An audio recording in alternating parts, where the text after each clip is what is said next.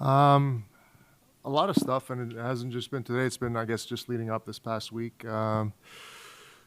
Looking through things through the social media, people are sending me stuff, so it's been great. Reminiscing through all the years that I spent here, the great memories, and the funny things that have happened while I was here as well. So I'm just really excited to be here. I know my wife and kids are as well, so we're looking forward to the evening.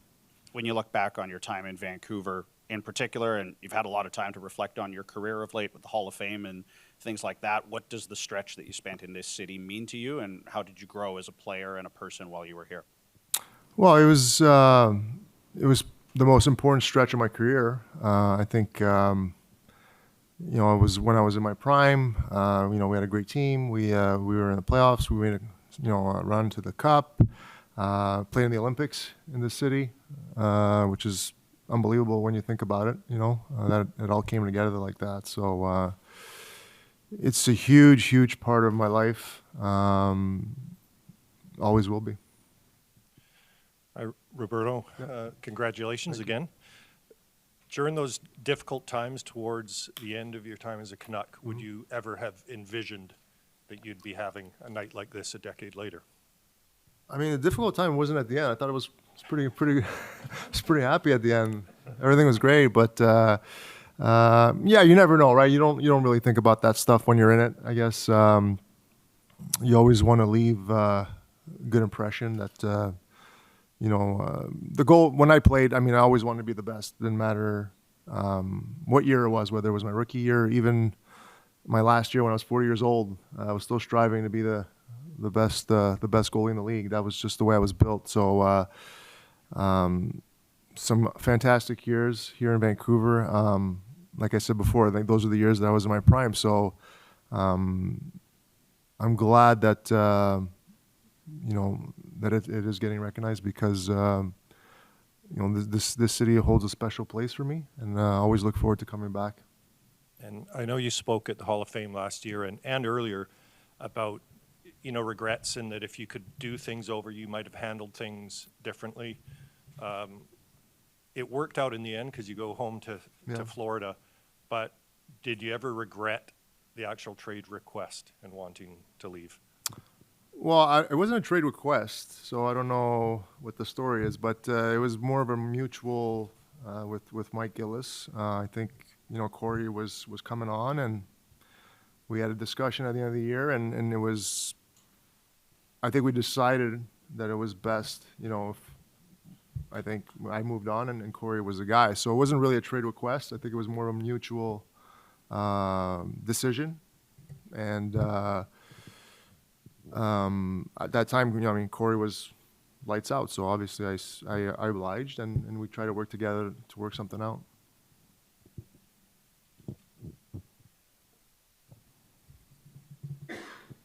Lou, just curious, you're famously competitive with the Twins in particular. Yeah.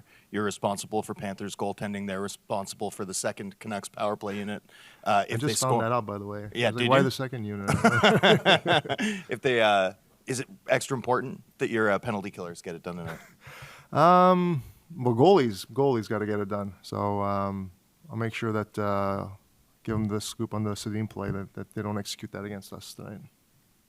When you think about that group that you were with and sort of look around the league, whether it's them coaching, you running goaltending down in Florida, and on down Manny behind the bench in Toronto, Kevin on a panel, and see sort of the impact that all those guys you played with and competed with here are sort of having around the league. What made that group so special? What continues to make that group so special? It's actually it's amazing, right? I don't know if you mentioned Burr, Burr Montreal. So it was a special group. I mean, we had, it's like every locker room, but I think guys really genuinely loved each other, cared for each other, tease each other all the time. I remember countless ping pong tournaments, cards on the plane.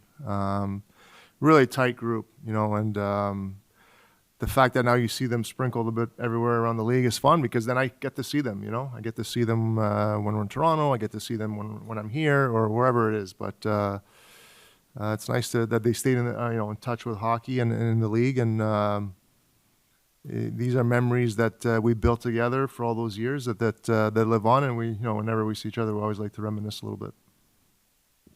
Hi, I think I'm Hi. next. Congratulations. Thank you. Can you talk about how your social media alter ego that you developed here in Vancouver kind of changed things for you? Yeah. I mean, it did, right? It was kind of I don't know exactly how it kind of happened, but it did.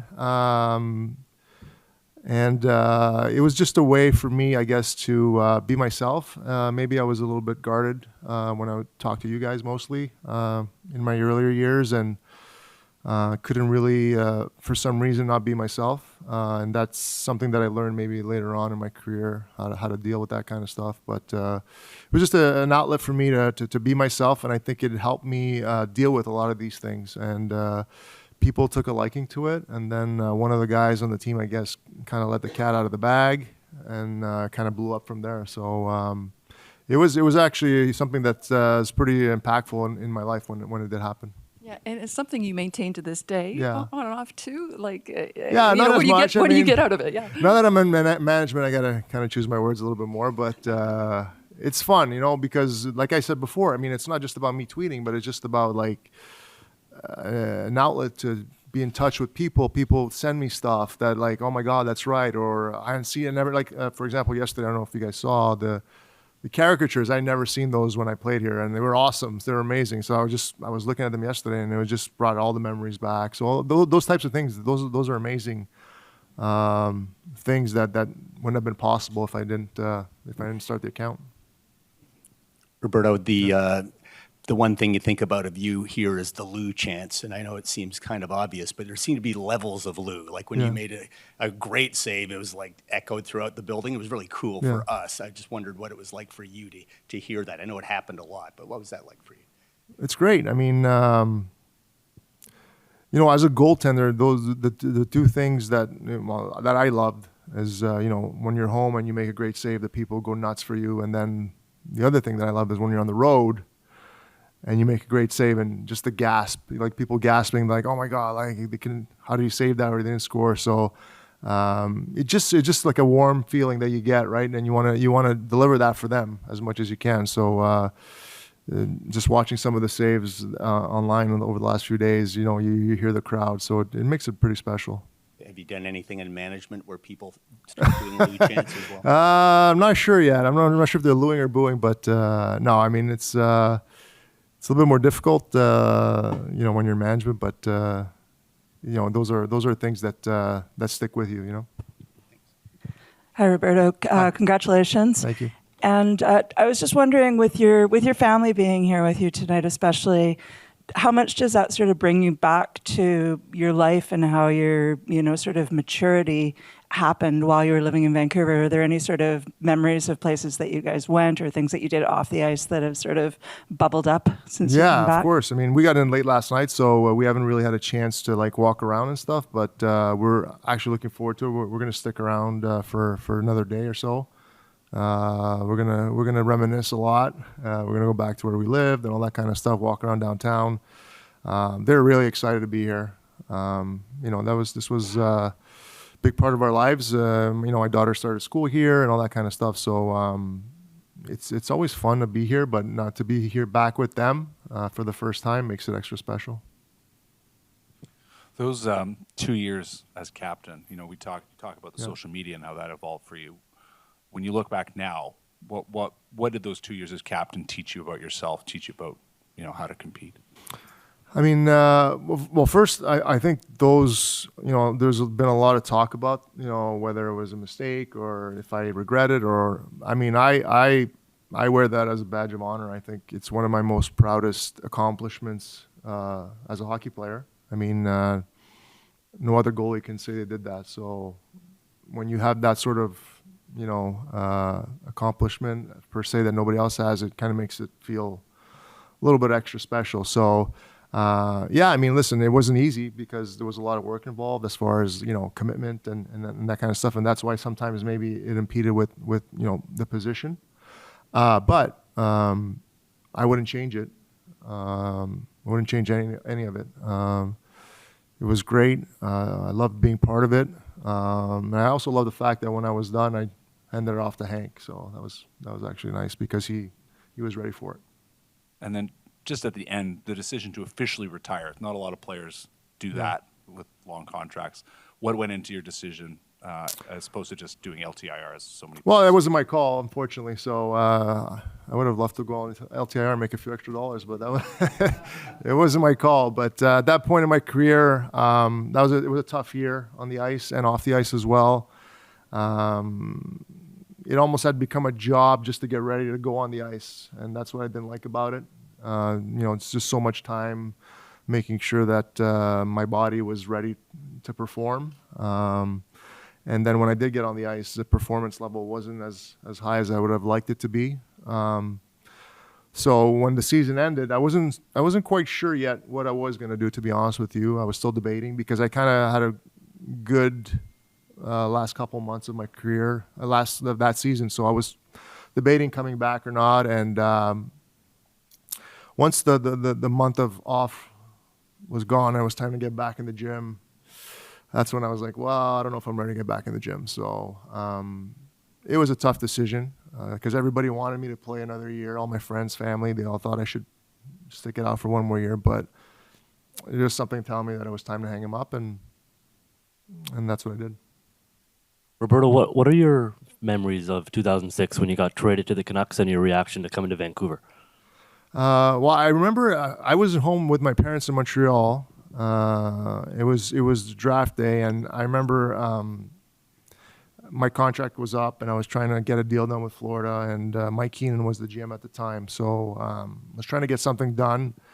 Ultimately, at the last hour, I had agreed to the contract, but the trade had already happened, so I was kind of surprised. I didn't know much about it, but I know my parents had some very good friends that live here. So given that I was at my parents' house already, they gave me the lowdown and started researching on the computer. And I mean, what can you say? It's the most beautiful city in the world, I think. And just getting here and living in this city for 8 years and being part of the community was great. I mean, the rain maybe a little bit, but other than that, everything else was fantastic. So couldn't have asked for a better place. Hey, Lou, congrats on the night here. Time marches on, obviously 14 years since the Olympics. Yeah. When you think back to that gold medal game, like how vivid are the memories, or is a lot of it just sort of a blur? I only remember the last play. So, and I watch it all the time because it always comes up, right? And I don't want to say too much because a lot of it has to do with my speech tonight, so I don't want to give everything away. But when the goal happened, I just remember like there was so much pressure, right, in that moment, given that it was the Olympics in Vancouver, Team Canada. I just felt like such a huge weight lifted off your shoulders because we wanted to get this done, obviously, and we wanted to get it done on home soil. And it's just a euphoric feeling when the goal went in. It was an incredible line in the moment, but with the benefit of hindsight now, did your contract suck? Well, I don't even know how to respond to that, but I'll just give you a little bit of the background over that. I literally 15 minutes before I came out found out that I wasn't getting traded to Toronto. So it was a little bit emotional at that very time. Didn't really have time to regroup, and obviously, the contract didn't suck, but for certain reasons it did. Yeah, I just remember it being so emotional in that very moment just because of what had transpired 15 minutes prior that I wish I would have had a few more minutes to maybe gather myself before I went out there.